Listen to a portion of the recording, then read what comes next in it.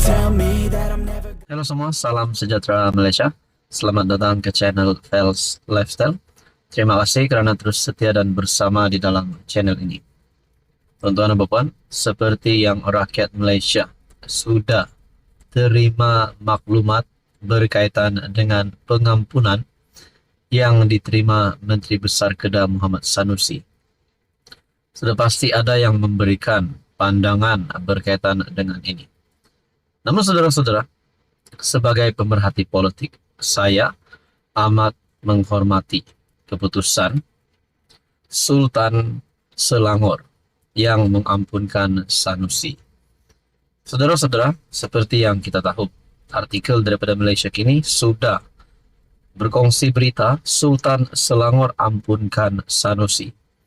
Namun saudara-saudara yang amat dihormati, walaupun Menteri Besar Kedah menerima pengampunan, Sultan Selangor, Sultan Sharafuddin Idris Shah, mengampunkan Menteri Besar Kedah Muhammad Sanusi yang didakwa mempertikaikan kebijaksanaan baginda melantik pemimpin negeri. Baginda berkata umat Islam hendaklah sentiasa memaafkan sekiranya yang memohon itu ikhlas.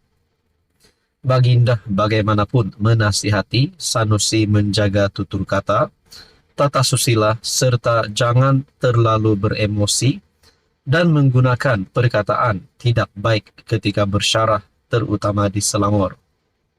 Beta tidak mahu rakyat khususnya di negeri Selangor terpengaruh dan terbiasa mendengar kata-kata yang kesat dan tomahan yang tidak berasas terutama sekali daripada golongan pemimpin.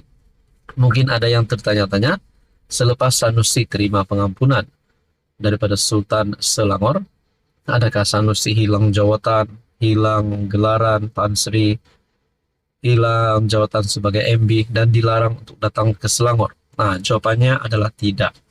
Sanusi tidak dilarang sama sekali untuk menjejakkan kaki ke Selangor, tidak hilang jawatan sebagai MB, dan tidak hilang gelaran sebagai Tan Sri. Namun saudara-saudara, satu perkongsian daripada Harapan Daily bertarik September 26, hukum Sanusi meskipun ampun dipinta. Rata-rata netizen mahu Menteri Besar Kedah, Datuk Seri Muhammad Sanusi, dihukum di atas keceluparannya menghina Sultan Selangor, Sultan Sharafuddin Idris Shah.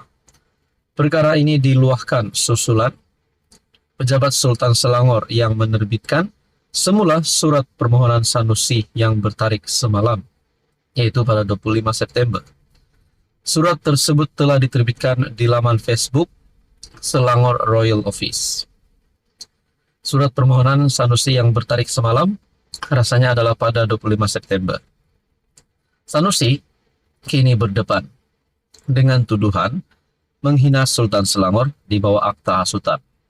Setelah mempersoalkan kewibawaan Baginda melantik Menteri Besar Datuk Seri Amiruddin Syari ketika kempen pilihan raya negeri Selangor.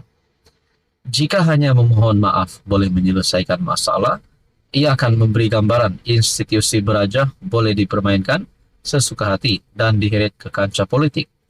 Harap teruskan perbicaraan di mahkamah, tuanku.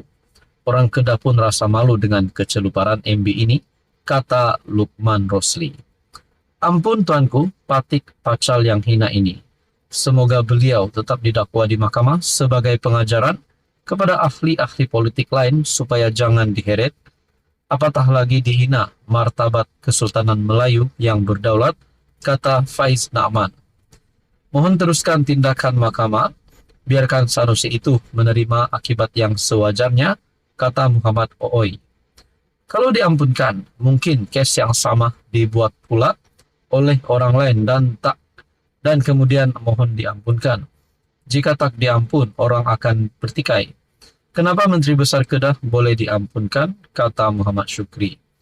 Sanusi yang juga pengarah pilihan raya Perikatan Nasional bukanlah satu-satunya pemimpin yang didakwa menghina Sultan.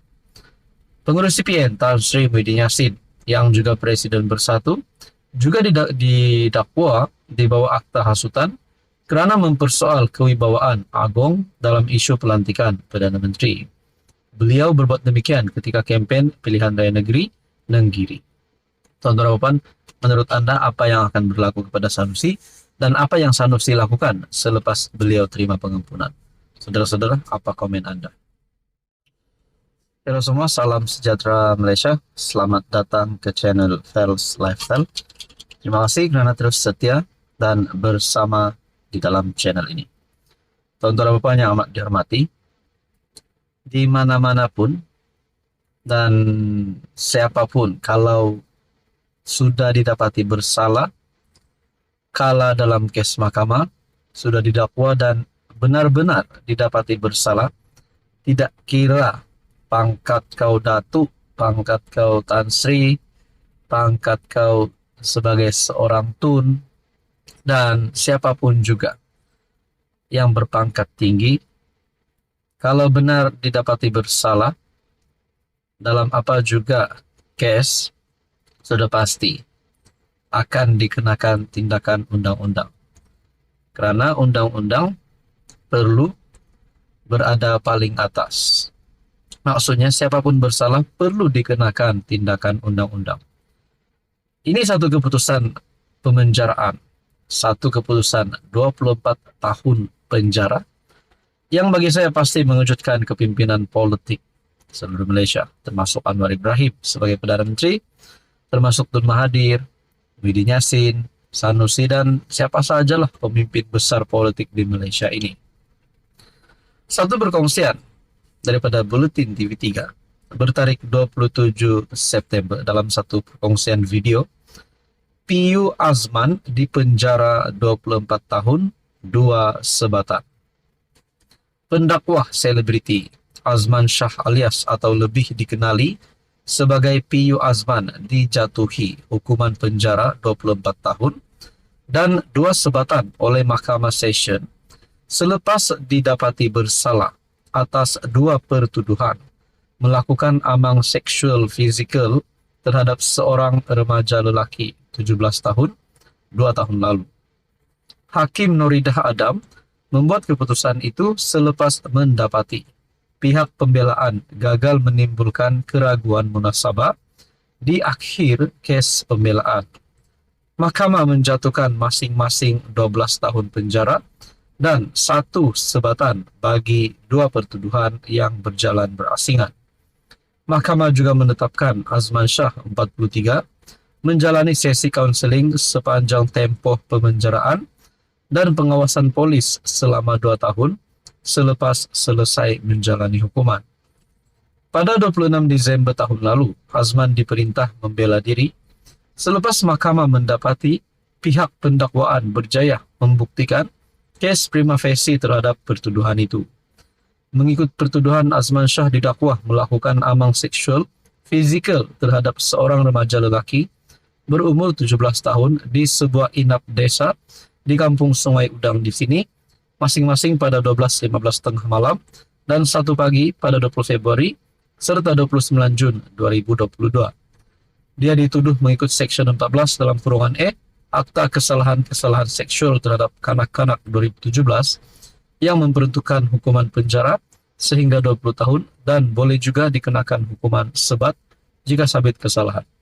Saudara-saudara, bagi saya ini pasti satu keputusan penjara yang mengejutkan ramai kepimpinan politik di Malaysia. Tuan-tuan dan puan, apa komen Anda?